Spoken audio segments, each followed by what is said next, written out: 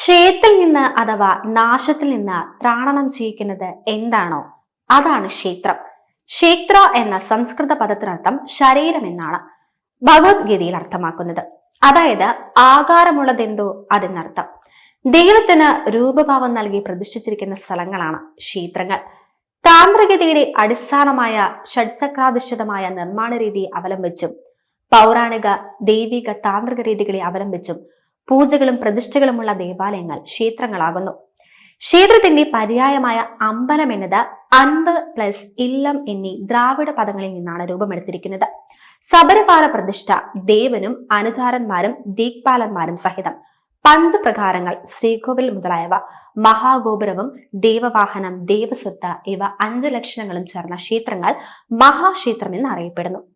പ്രായണ നമ്മുടെ ഈശ്വര സങ്കല്പത്തിന് പൂർണ്ണത നൽകുന്നത് മഹാക്ഷേത്രങ്ങളാണ്. എന്നാൽ പ്രാർത്ഥനയ്ക്ക് മാത്രമുള്ള ഇടങ്ങളല്ല ക്ഷേത്രങ്ങൾ.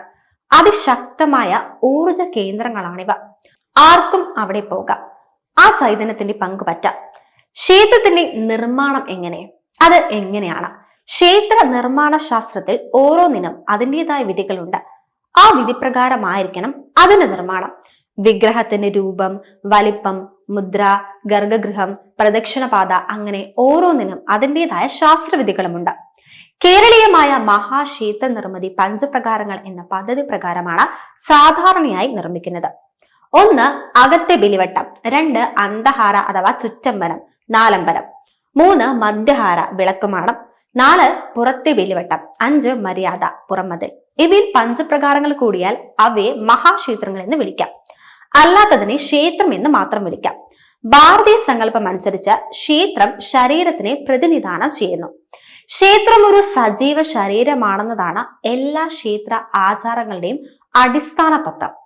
പത്മാസനത്തിൽ ധ്യാന നിഗമനായിരിക്കുന്ന ഒരു യോഗിവരൻ ഇവിടെ നാം സങ്കല്പിക്കണം.